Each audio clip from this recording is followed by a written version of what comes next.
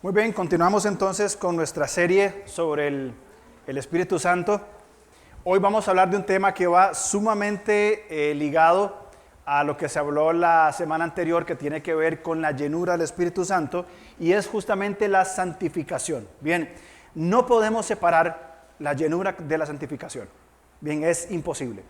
Una persona que es lleno del Espíritu, como Erwin nos enseñaba la semana pasada, va a caminar en estos procesos de santificación, bien, y va a comenzar a moverse en esta dirección que es evidentemente en la voluntad de Dios. Quiero empezar con un texto muy rápido en 1 Tesalonicenses capítulo 4, versículo 3. Dice Pablo a los tesalonicenses: la voluntad de Dios es vuestra santificación. Y ahí Pablo continúa hablando que os apartéis de fornicación. Otras palabras usan, otras traducciones usan la palabra que os apartéis, que apartemos el cuerpo para el Señor. Pero vamos a entender de que la voluntad de Dios es la santificación. Es lo que Dios quiere. Bien, Él quiere, Él busca, Él procura, Él equipa, Él estimula, Él dirige, Él enseña, Él exhorta, para que nosotros, bien, procuremos, como decía Erwin la semana pasada, colaborar con la santificación. Bien, si bien es cierto, ya somos santos, lo somos en posición delante de Cristo, bien, somos santos por la obra que Él ha hecho en nosotros, según Efesios capítulo 1, bien, pero estamos también en un proceso de santificación, que podríamos llamarle santificación progresiva. Es decir, desde el día en que conocimos a Cristo como Salvador, comenzamos a vivir lo que debería ser una vida cristiana normal. El problema es que hemos anormalizado la vida cristiana, que eso ahora lo vamos a hablar. Pero comenzamos a vivir una santificación. Ya soy santo delante del Señor, salvo por siempre. Y comenzamos a vivir un proceso de santificación progresiva. Bien, donde lo que pienso, donde lo que deseo y donde lo que decido va a ir más en conforme con la voluntad de Dios. Y tiene que ver, por supuesto, con la madurez. Partimos de esta idea: la santificación es la voluntad de Dios. Y esta santificación se desarrolla por el Espíritu Santo, porque Él nos santifica. Dios, Padre, Hijo y Espíritu Santo nos santifican. Y ya lo vamos a ver aquí en las Escrituras a qué nos estamos refiriendo. Bien, pero primero partamos por el hecho de definir qué es santidad. Cuando hablamos de santidad, decimos que básicamente santidad tiene que ver con separación. Muy bien, con una separación. Cuando somos creyentes, cuando somos justificados, somos separados, bien, del pecado y separados para Dios para vida eterna. Hemos pasado de muerte a vida. Bien, en la santificación que vamos desarrollando, esta progresiva, vamos a hacer una separación. ¿Qué quiere decir? Me doy cuenta que hay una práctica pecaminosa. Estoy teniendo una práctica pecaminosa cualquiera que sea. Por la madurez y el aprendizaje de la palabra de Dios y la obra del Espíritu Santo en el creyente, ¿qué vamos a comenzar a hacer? A separarnos de ese pecado. Es decir, me di cuenta, aprendí de que esto que estoy cometiendo, este pecado, va en contra del Señor y me debo de alejar del pecado. Lo que pienso, lo que deseo y lo que decido comienza a separarse del pecado, lo cual es muy bueno. Muy bien. Sin embargo, el concepto de santificación va mucho más allá, porque lo que, otra vez, pienso, deseo y decido, es decir, mi mente, mi corazón y mi voluntad, no va a estar completo, de acuerdo al diseño de Dios, si yo no me separo también para Dios. Es decir, no basta con dejar de hacer lo malo, para ponerlo en alguna palabra, sino que es necesario comenzar a hacer lo bueno. Eso es santificación. Quedarnos en el medio es quedarnos sin definir, quedarnos coqueteando con el pecado, deseando la santidad. Y no sé si aplica, pero vamos a ilustrarlo de esta manera. En Apocalipsis, cuando el Señor dice: por cuanto no eres frío ni caliente, ¿se acuerdan que le dice a la iglesia en la Odisea? Te vomitaré de mi boca. Bien, esa posición intermedia, ni una ni otra, no está bien. El proceso de santificación no es dejo de hacer lo malo y ya soy santo. No, ese fue el primer paso. El segundo va a ser ahora lo que pienso, decido y deseo va a ser en función con la voluntad de Dios. Por eso Pablo en Efesios capítulo 4, él nos va a decir de que el que antes robaba, ¿qué tiene que hacer? ¿Se acuerdan? No robe, sino que ¿qué? Que trabaje con sus manos. ¿Para qué? Para que tenga con qué compartir a otros. Efesios capítulo 4, versículo 33, 34, por ahí. ¿Qué dice Pablo? El que robaba, el que estaba en el pecado del robo, ya no robe más porque ahora está en Cristo. Entonces el ladrón dice, en Cristo ya no robo más, porque soy hijo de Dios. Y ya no robo más, y ya no robo más. Excelente, muy bien. Pero falta algo más para seguir en este proceso de santificación. Bueno, Señor, ¿qué falta? Ahora trabaje con sus manos. Ok, antes robaba, ahora trabajo con mis manos. Y no solamente trabajo, sino de lo que trabajo, doy para la necesidad de otros. ¿Vieron el camino que se recorre en el proceso de santificación una vez justificados? Bueno, esto es lo que implica la santificación. Ahora, hay dos problemas antes de eso, ¿por qué nosotros tenemos que vivir en santidad? Vamos a ver un par de razones. Primera de Pedro capítulo 1, y vamos a estar mucho en Pedro hoy, así que márquelo por ahí. Primera de Pedro capítulo 1, versículo 16. Vamos a andar mucho en estos pasajes de Pedro el día de hoy.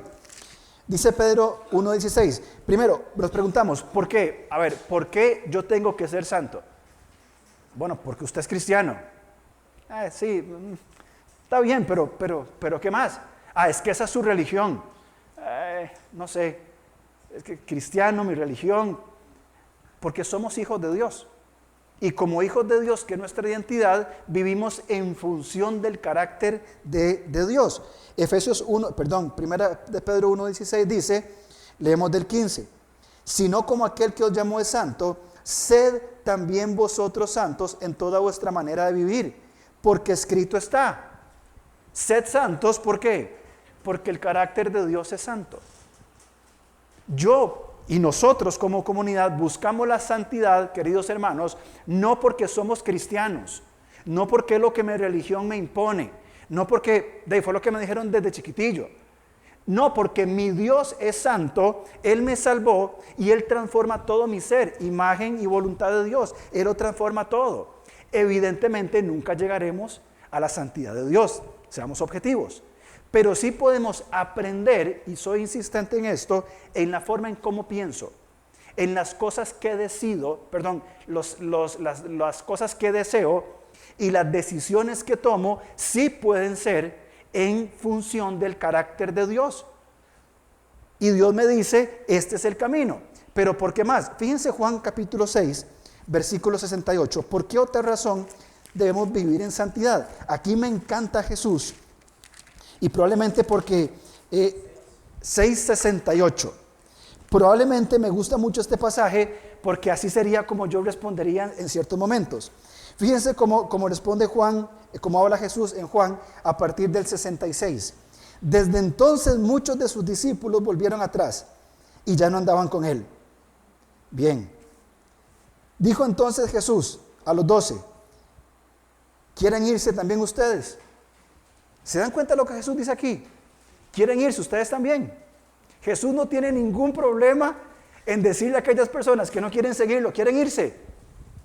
Jale, váyanse, no hay ningún problema. ¿Quieren irse ustedes también? ¿Los ofende lo que Dios nos está diciendo? Ahí está la puerta. Fíjense lo que Pedro, que a veces cuando Pedro hablaba decía cosas buenas, ¿verdad? En esta ocasión fue una. 68, le respondió Simón Pedro, Señor, ¿a quién iremos?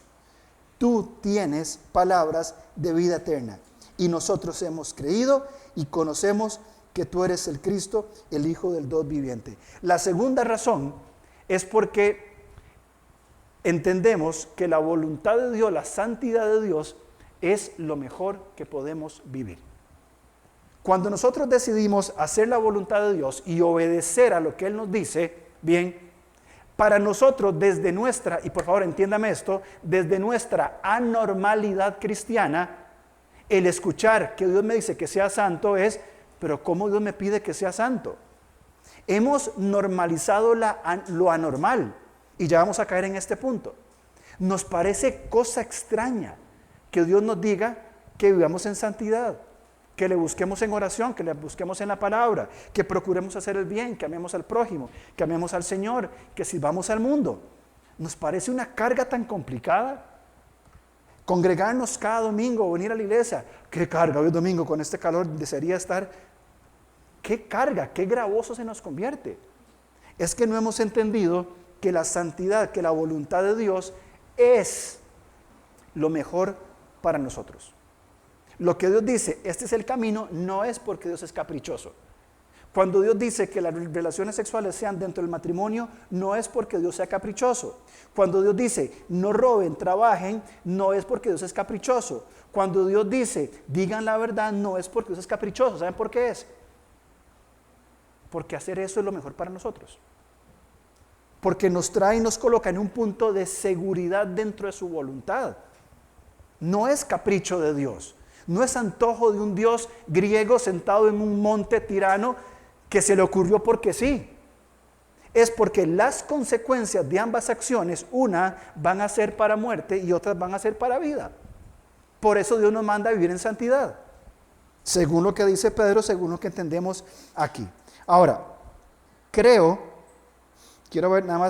mencionar algo, pero no me lo quiero saltar. En algún lugar lo puse. Más adelante lo voy a decir. Ok, entonces, cuando hablamos de santidad, es muy importante entonces tener estas dos cosas en mente. Ahora, ¿qué necesitamos nosotros para la santificación? Bien, cuando vamos a las Escrituras, vamos a encontrar qué es lo indispensable para la santificación. Vamos primero a Éxodo 31:1 para marcar un principio desde el Antiguo Testamento y tener muy en claro en qué implica la santificación. Éxodo 31:13. Éxodo 31:13 dice: tú hablarás a los hijos de Israel diciendo, en verdad vosotros guardaréis mis días de reposo, porque es señal entre mí y vosotros por vuestras generaciones, para que sepáis que yo soy Jehová, que os santifico. Estos versículos que están aquí, todos estos versículos dicen al final exactamente lo mismo. Yo soy quien santifico.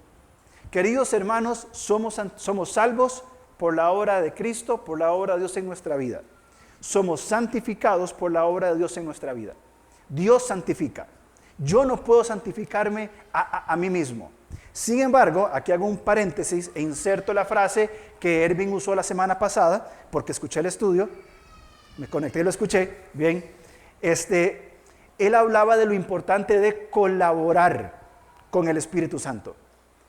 Esa colaboración tiene que ver con una disposición, con una docilidad, con una mansedumbre, con una obediencia de decir, Señor, voy a colaborar, voy a someterme a tus principios. Sin embargo, quien santifica es Dios. No hay forma en que yo me autosantifique a mí mismo. Venir cada domingo a la iglesia, mis queridos hermanos, no lo hacemos ni para santificarnos nosotros mismos, ni porque somos muy espirituales. Lo hacemos porque somos tan pecadores que tenemos que venir cada domingo y porque necesitamos la santificación por la palabra. Por eso venimos a la iglesia, no porque somos santos feligreses, ¿verdad? De alguna denominación extra. No, porque soy pecador y necesito la santificación de la palabra. Bien, segundo elemento indispensable, la palabra de Dios. Juan 17:17. Santifícalos en tu verdad.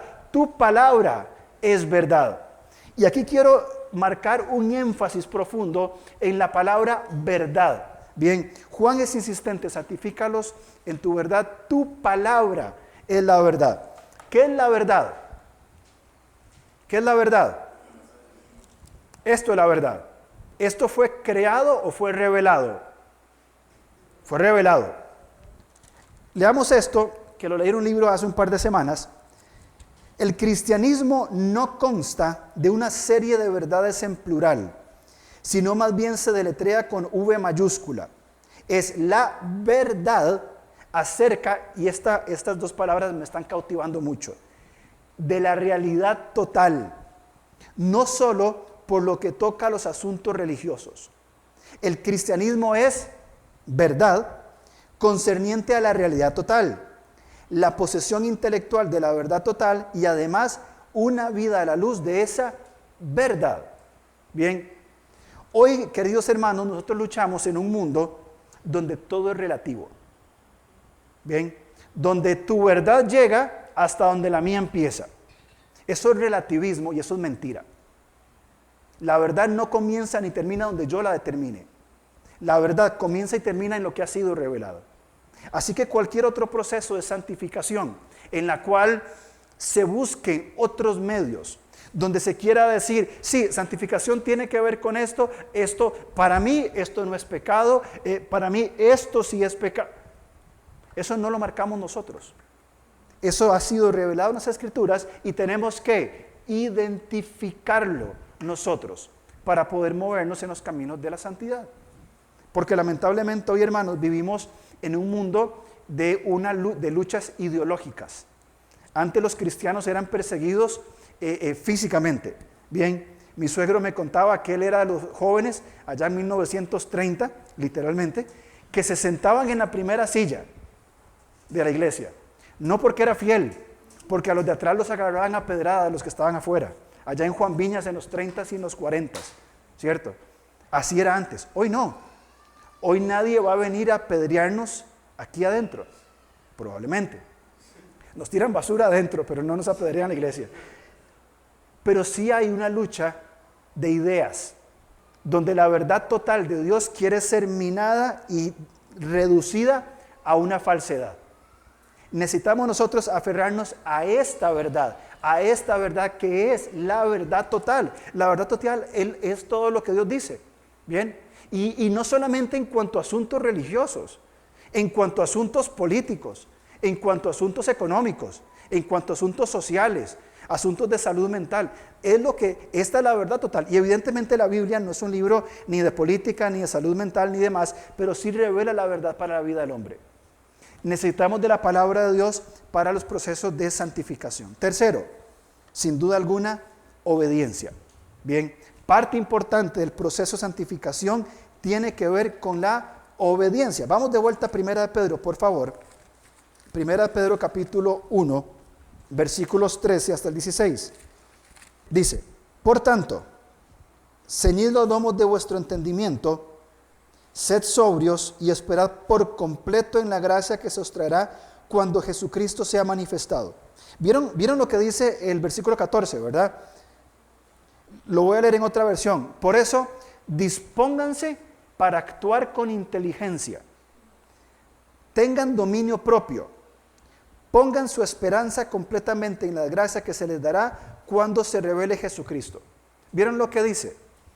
Inteligencia, dominio propio y esperanza. Versículo 14, ¿qué es lo que dice?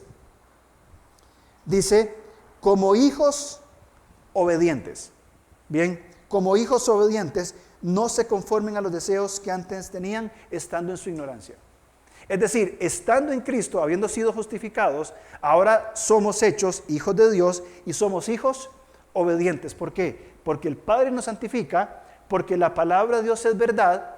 Entonces, cuando el Padre me santifica y estoy aprendiendo que la palabra de Dios es verdad, ¿cómo vamos a desobedecer? O sea, Dios me está cambiando lo que pienso, deseo y decido. Entiendo que la palabra de Dios es la verdad total, pero yo soy desobediente. O sea, no va en el cauce normal de la vida cristiana. No funciona así. Por eso se nos manda a que obedezcamos. Bien, fíjense por favor también conmigo, rápidamente, en Romanos 6, 19 al 22. Romanos 6, 19 al 22. Hablo como humano por vuestra humana debilidad, que así como para iniquidad presentáis vuestros miembros para servir a la inmundicia y a la iniquidad, o sea, así como obedecíamos al pecado, es lo que está diciendo Pablo, ¿no? Así como antes obedecíamos al pecado, dice ahora, así ahora para santificación presentad, es una orden, es un imperativo, vuestros miembros para servir a la justicia. Porque cuando erais esclavos del pecado, erais libres acerca de la justicia. Pero ¿qué fruto teníais de aquellas cosas por las cuales ahora os avergonzáis? Ninguna. El fin de ellos es muerte. La obediencia es necesaria. Si Dios dice es por aquí, ¿por qué nosotros le cuestionamos y decimos, no Señor, yo quiero ir por aquí? Sí hemos entendido que Dios me santifica en la verdad total de la palabra y la obediencia. Volvamos a Pedro, por favor. Volvamos a Pedro al capítulo 1. 1:18 en adelante. Ahora, ¿qué más implica el proceso de santificación? Sin duda alguna que la obra de Jesús. Versículo 18.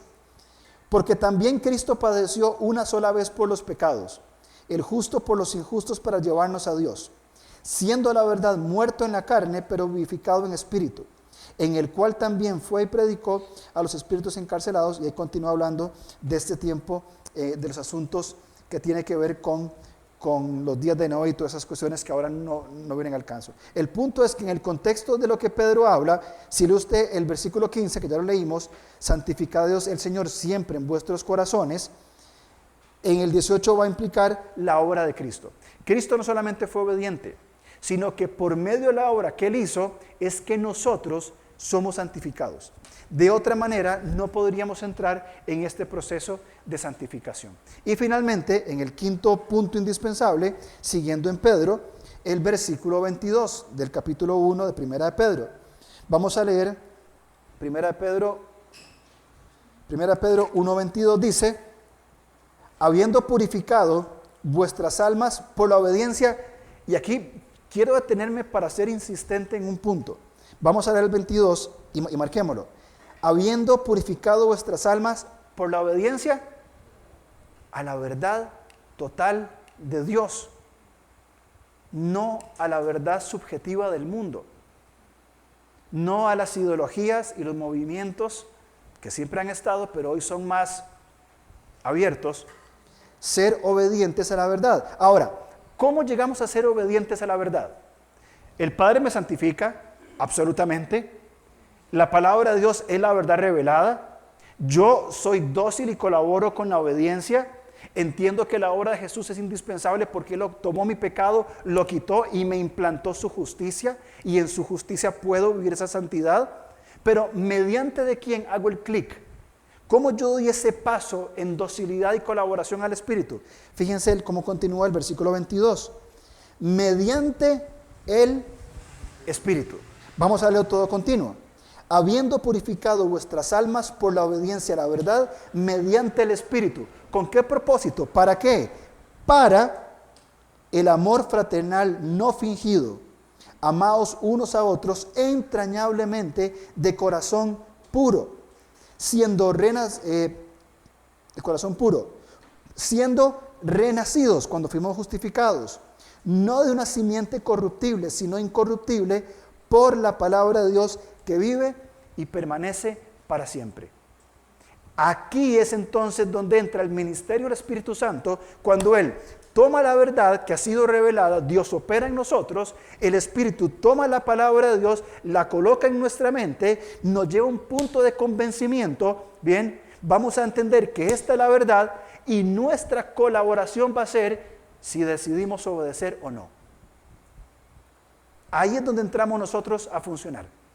Por eso es que es indispensable cada uno de estos aspectos en la obra del Espíritu Santo en nuestra vida. No hay otra forma.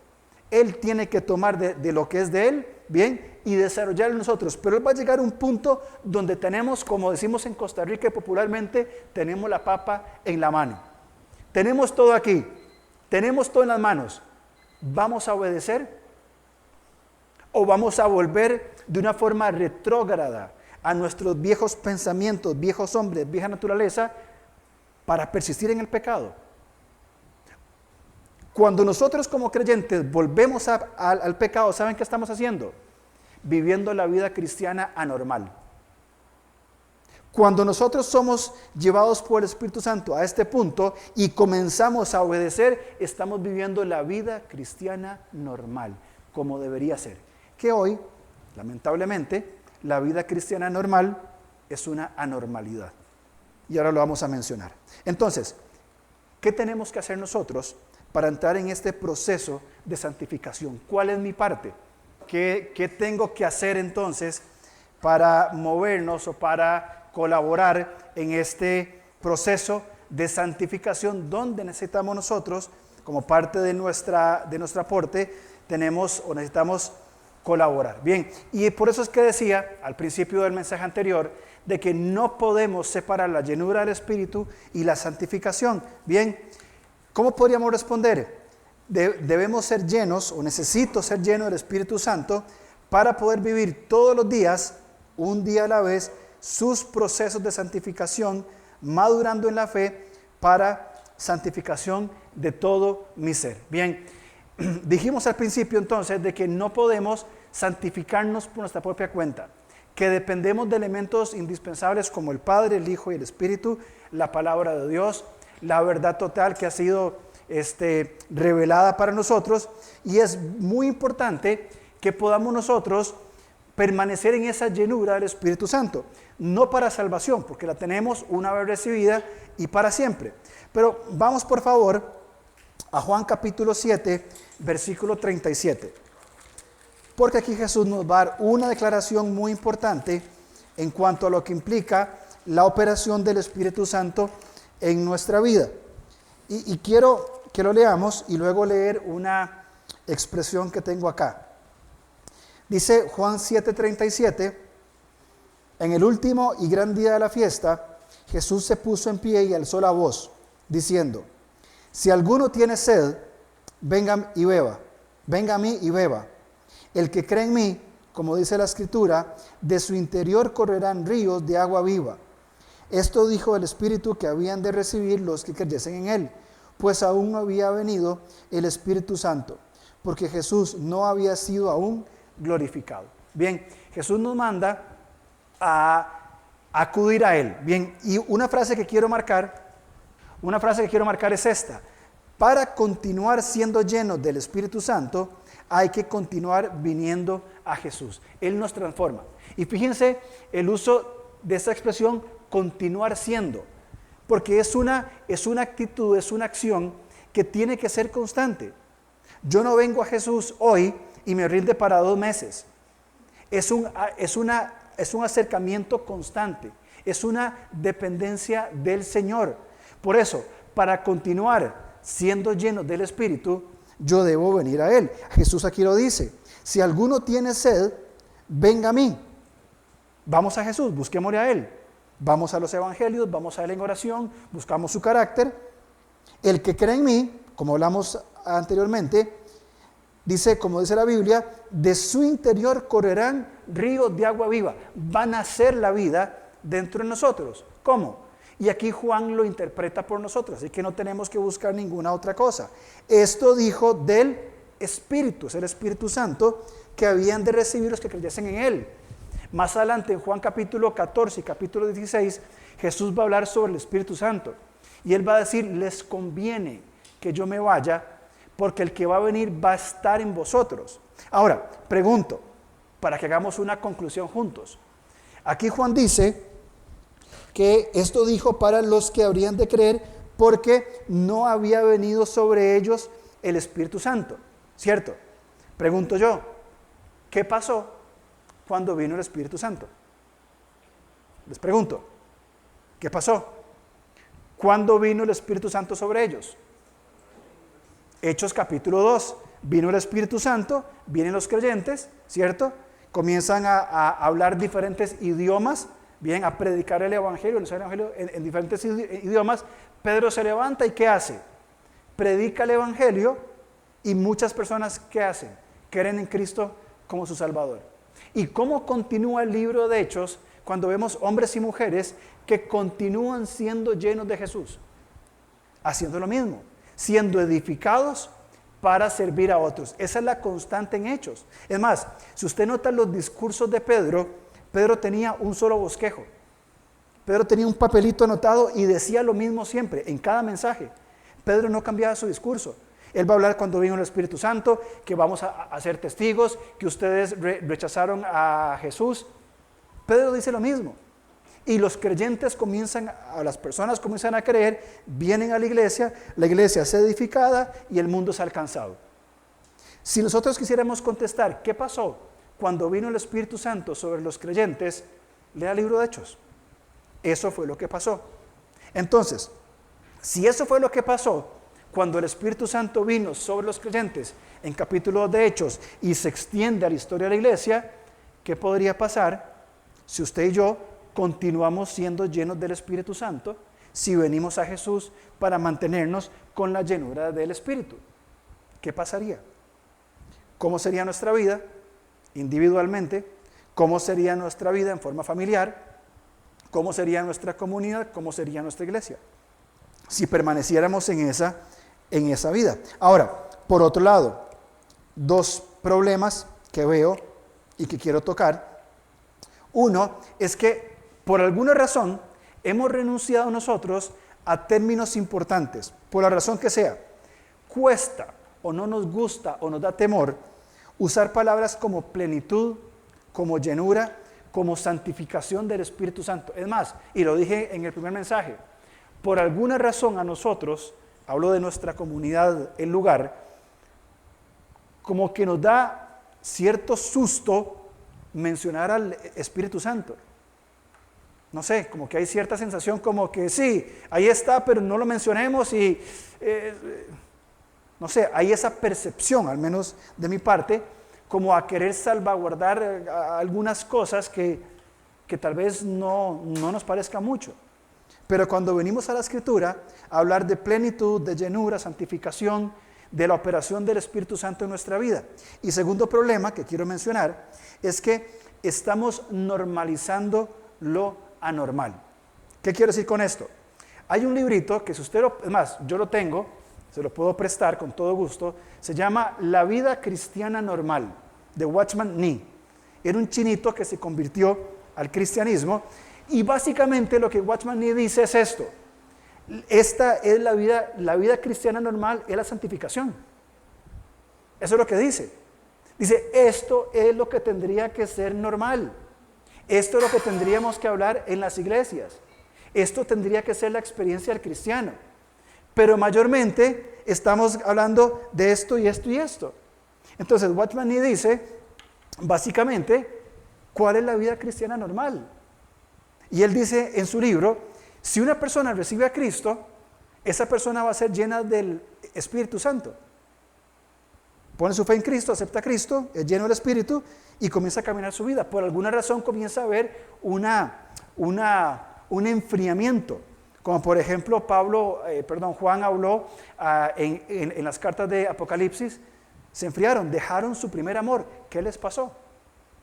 Como Jeremías habla en el Antiguo Testamento, Israel en su juventud me buscaba, santo era Dios para Israel, venía en pos de mí. Y luego pregunta, ¿qué hizo Dios para que ustedes se alejaran de Él? ¿Cómo los ofendió Dios? ¿Cómo los dañó Dios?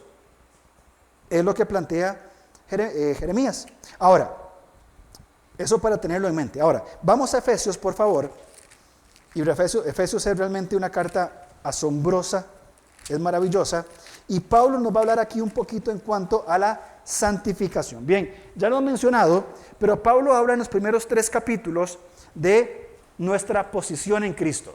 Y responde a la pregunta, ¿quién soy yo? Si usted no sabe quién es usted, bien, lea Efesios 1 al 3.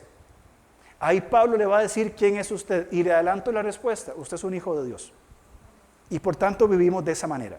Bien, ahora la segunda mitad, capítulos 4, 5 y 6, Pablo va a responder a la pregunta, ok, ya que soy hijo de Dios, entonces, ¿cómo debo vivir? Y se enfoca en una perspectiva sumamente práctica. ¿Se acuerdan qué significaba santidad? Apartarse del pecado y apartarse para Dios. Pablo nos lo va a ilustrar en Efesios capítulos 4 y 5. Fijémonos en el capítulo 4, versículo 17. Después de hablar de un llamado para estar juntos, un llamado al ministerio, de equiparnos, de unidad, versículo 17, Pablo dice, esto pues digo y requiero en el Señor, que ya no andéis como los otros gentiles que andan en la vanidad de su mente, ajenos de la vida de Dios por la ignorancia que en ellos hay, por la dureza de su corazón, los cuales después se perdieron todas toda sensibilidad, se entregaron a la lascivia para cometer con avidez toda clase de impureza. Primero, ¿qué dice Pablo? Ya no andemos. Pedro va a decir, basta ya el tiempo de haber vivido como los gentiles. Así dice Pedro, basta ya el tiempo de haber vivido como los gentiles, ¿cierto? Ya fue suficiente. Entonces Pablo dice, ya no andemos como los gentiles, versículo 17. ¿Cómo andan los gentiles? Yo resumí versículos 17 hasta el 32, que es una lectura larga, yo la resumí así. ¿Qué dice? Una forma de pensar distante de Dios, está ahí en la pantalla. Forma distante de Dios, forma de pensar distante de Dios, vacía, oscura, sin sensibilidad, entregada a pasiones vergonzosas. Nosotros somos llamados a despojarnos de esa antigua mentalidad y Pablo pone algunos ejemplos de santificación que ya mencioné antes. Fíjense en el versículo 22 de Efesios 4. En cuanto a la pasada manera de vivir, ¿qué le dice Pablo a los efesios?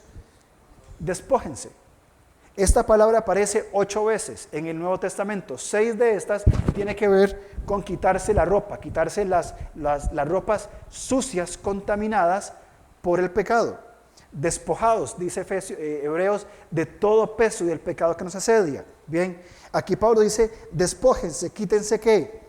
El viejo hombre, viciado conforme a los deseos engañosos.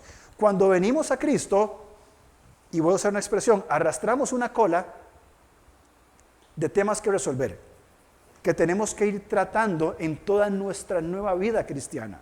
Bien, temas que hasta el día de hoy, bien, después de muchos años, vemos para atrás y decimos, sí, ahora entiendo por qué yo soy así, bien, y no estoy justificando, ¿cierto?, que lo que hago hoy es por culpa de lo de antes. No estoy diciendo eso, estoy diciendo de que todo lo que yo viví hasta Cristo, bien, fueron cosas, y aún en Cristo, cosas que me afectaron. Y que yo vivo en mi vida como ser humano, vivo esas cosas. Ahora las afronto en Cristo como una nueva criatura. Y tengo una manera diferente a responder a estas cosas. Pablo va a decir, despóngense, versículo 23, y renovaos en el espíritu de vuestra mente. Pablo va a decir, entren en un proceso de transformación de la mente, arrepentimiento, cambien su forma de pensar. Ya no piensen como los gentiles, ahora piensen como piensa un hijo de Dios. Y termina diciendo en el 24, otro ejemplo de santificación, no basta solo con desvestirnos de la ropa pecaminosa. ¿Qué requerimos? Versículo 24, vestirnos del nuevo hombre, creado según Dios en la justicia y santidad. ¿De qué? De la verdad. De la verdad. Santifícalos en tu palabra es verdad. Leímos en Pedro, obediencia a la verdad. Aquí Pablo insiste, según Dios, en la justicia y santidad de la verdad. Necesitamos volver a la verdad total de Dios. Bien, y esto implica una transformación, irnos despojando de ese viejo hombre y vistiéndonos del nuevo hombre. ¿Cuáles son los ejemplos que Pablo usa? Cito solamente el 25, por motivo de tiempo. Por lo cual, desechando la mentira, dice, despojados del viejo hombre. ¿Qué tenemos que hacer nosotros como nuevos hombres? Despojarnos de la mentira. ¿Cómo continúa? Hablad verdad cada uno con su prójimo, porque somos miembros los unos de los otros. Esto es santificación. Cuando una persona aprende, una persona en Cristo que arrastra toda su vida con la mentira, llega a Cristo y dice, no debo desechar la mentira, no debo mentir más, se apartó del pecado. Pero ahora esa renovación de la mente dice, no basta solamente con desechar la mentira, necesito hablar siempre la verdad. Entonces la persona se aferra a la verdad y aferrándose a la verdad, ¿qué es lo que aprende? La final del versículo, somos miembros unos de los otros. Es decir, que cada mentira, cada maldición, cada chisme que yo dije está afectando a la comunidad que está cerca mío. Por eso yo necesito apartarme de la mentira, hablar verdad por amor al prójimo. Entonces ya no miento simplemente porque es pecado. Ahora miento porque ahora digo la verdad, miento porque soy pecador. Ahora digo la verdad porque estoy en Cristo Y sé que mi rol es amar a Dios y amar al prójimo y servir al mundo. Por eso desecho la mentira. Y por eso permanezco en la verdad. No sé si usted lo hizo o lo hace. Y si lo hizo o lo hace, no lo juzgo. Pero vieron esos papás que dicen, no mienta porque Dios se enoja. ¿Qué mensaje le estamos dando a nuestros hijos? Se va a enojar Dios conmigo. O sea, me va a tirar un rayo, me va a castigar, sí. No, yo sé que no. Me va a cortar la lengua, qué sé yo, no sé.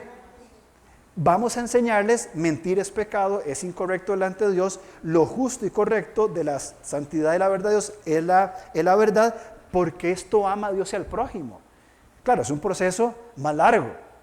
Más fácil decirle, Dios lo va a castigar, Dios se lo va a llevar, ¿verdad? O algo así extraño, antes de enseñar la verdad de Dios.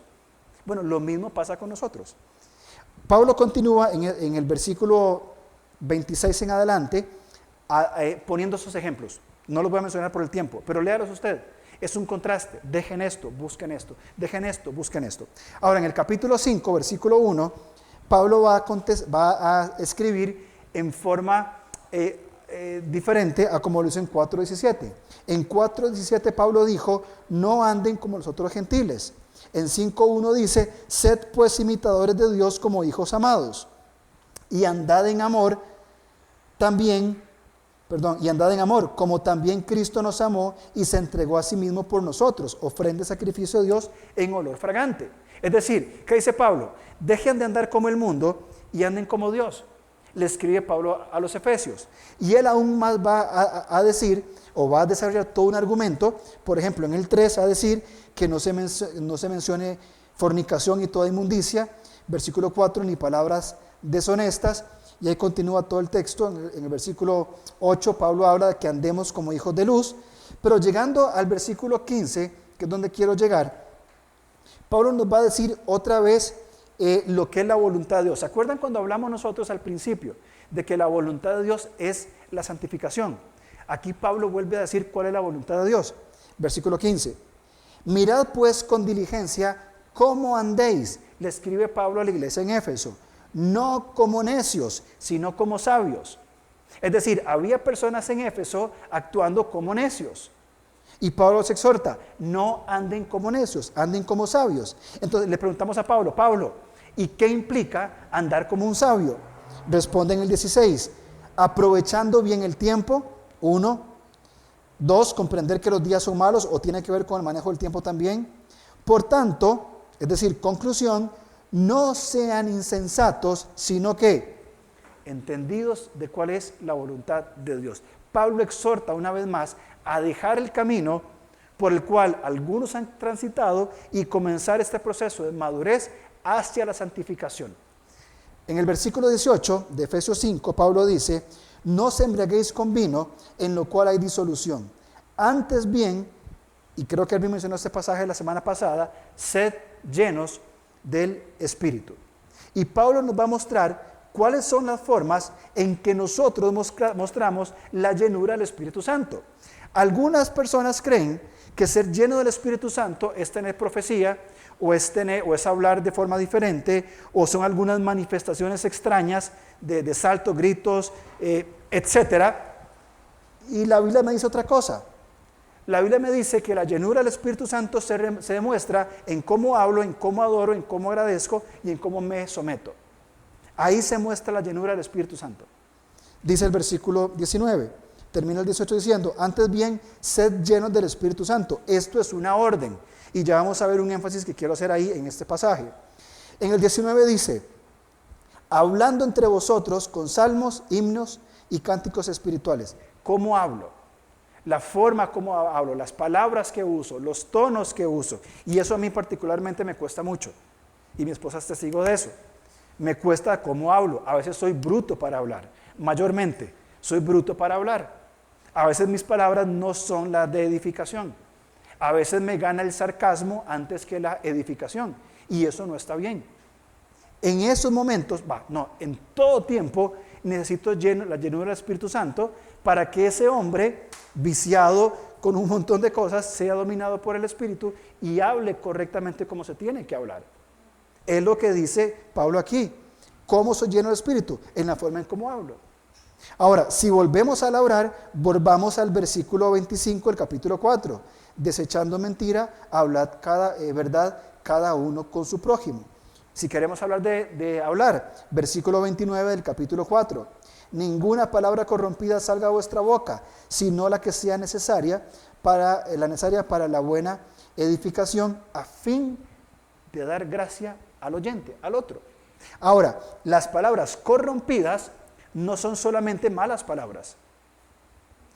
Déjeme decir algo que yo creo que es más corrupto un chisme que una mala palabra. La intención y el veneno que viene detrás de un chisme creo que tiene más profundidad que una ofensa verbal. Entonces Pablo dice la forma en cómo hablan. Continúa el versículo 20 diciendo, cantando y alabando al Señor en vuestros corazones. ¿Qué es lo que adoramos nosotros? ¿Qué adoro yo? Yo adoro al Señor porque soy cristiano. No, en serio, ya ahora hablando en serio, dejando el discurso. ¿Qué adoramos? ¿Qué es la prioridad de nuestro corazón?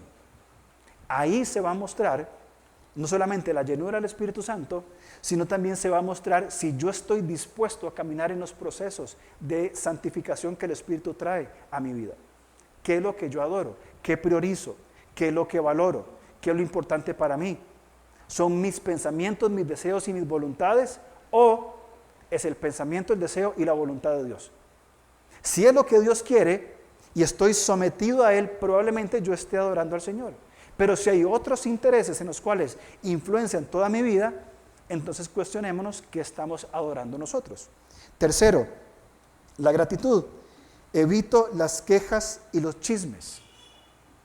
Una persona quejumbrosa no es una persona agradecida. Una persona quejumbrosa probablemente no está llena del Espíritu Santo. Porque aquí Pablo dice en el versículo 20, dando siempre gracias a Dios por todo. Y no es el dicho, ¿verdad?, de los abuelos. Gracias a Dios, gracias. No. Es de verdad, Señor, gracias, porque sin ti yo estaría perdido. Gracias, Señor, porque hoy tengo un trabajo que hacer, Señor. Gracias porque tengo arroz para comer, Señor. Gracias. Una verdadera gratitud muestra llenura del Espíritu Santo. Y finalmente, el sometimiento, principalmente con la familia, que es lo que Pablo va a desarrollar a partir del versículo 22, que va a hablar del esposo, la esposa, los padres, los hijos, los jefes y los empleados. Ahí se nota entonces el proceso de santificación. Mi querido hermano, la santificación no se nota en la fidelidad de los domingos solamente. No se nota en cuál es mi verbo, cuál es mi discurso. Aquí se nota en cómo hablo, en lo que adoro genuinamente, por lo que estoy genuinamente agradecido y cómo me someto al Señor y a mis funciones en orden de las otras personas. Si yo no me someto a mi esposa, Efesios 5:25, amándola como Cristo amó a la iglesia. Si yo no me someto a mis hijas, instruyéndolas en el temor, criándolas en disciplina y amonestación del Señor, porque así me someto yo a ellas, no estoy siendo lleno del Espíritu Santo. Si yo no procuro la edificación de mis hermanos como parte del cuerpo de Cristo, no estoy siendo lleno del Espíritu Santo. Entonces digo yo, si no soy lleno del Espíritu Santo, ¿cómo va el proceso de santificación? Si Él no está operando en mí, si Él no se desarrolla a plenitud en mí, ¿cómo voy a ser yo una persona siendo transformada por el Espíritu? Termino con un par de cosas. Ya me quedan 50 segundos. Las dos esferas principales en que se manifiesta la llenura del Espíritu, la plenitud del Espíritu Santo, son la adoración a Dios y el compañerismo cristiano. Ahí es donde trabajamos la santificación para el Espíritu Santo. Ahí. ¿Dónde? En la adoración a Dios y en el compañerismo cristiano. ¿Qué significa esto? Amar a Dios. Amar al prójimo. Si yo, mi querido hermano, no amo a Dios y no amo al prójimo, en acción, probablemente no sea lleno del Espíritu Santo y probablemente no esté andando en los procesos de santificación necesarios para la madurez espiritual. probablemente esté en un estado de inmadurez, donde no avanzo, donde no retrocedo, donde simplemente estoy ahí siendo cristiano porque sí. Romanos nos exhorta o nos anima a dos cosas para considerar. En Romanos 8:4, y lo voy a leer y me robo solamente un minuto más. Romanos 8:4 dice, porque la justicia de la ley para que la justicia de la ley se cumpliese en nosotros, que no andamos conforme a la carne, sino conforme al Espíritu, porque los que son de la carne piensan en las cosas de la carne, pero los que son del Espíritu en las cosas del Espíritu. Porque ocuparse de la carne es muerte, pero ocuparse del Espíritu es vida y paz. Por cuanto los designios de la carne son enemistad contra Dios, porque no se sujetan a la ley de Dios, ni tampoco pueden. Y los que viven según la carne no pueden agradar a Dios. Primero, pasa por un asunto de cosmovisión. ¿Cómo interpreto yo la vida? ¿Cómo veo yo la vida siendo hijo de Dios? Bien, de acuerdo a lo que dice Pablo en Romanos, ¿la carne o el Espíritu? Es la lucha que Pablo nos explica también en Gálatas. Romanos 8:12. Así que, hermanos, deudores somos, no a la carne para que vivamos conforme a la carne, porque si vivís conforme a la carne, moriréis. Mas si por el Espíritu hacéis morir las obras de la carne, viviréis. Otra vez leemos esto. Mas si por el Espíritu hacéis morir las obras de la carne, viviréis. Porque todos los que son guiados por el Espíritu de Dios, estos son hijos de Dios. Segundo, después de una cosmovisión, la dinámica morir, renacer. Hemos muerto al pecado, hemos nacido en Cristo. Cristo resucitó y Él nos da la vida abundante que Él tiene para nosotros. Por la resurrección de Cristo comenzamos ya a vivir la vida eterna que Él nos da. Y entramos en esta dinámica de morir, renacer, de morir, renacer. No hablo para salvación, no hablo para justificación, sino en el proceso de santificación, de ir renunciando, ir dejando e ir buscando progresivamente la santidad que Dios busca a nosotros, porque Él es santo y es lo que nos comisionó a nosotros a vivir.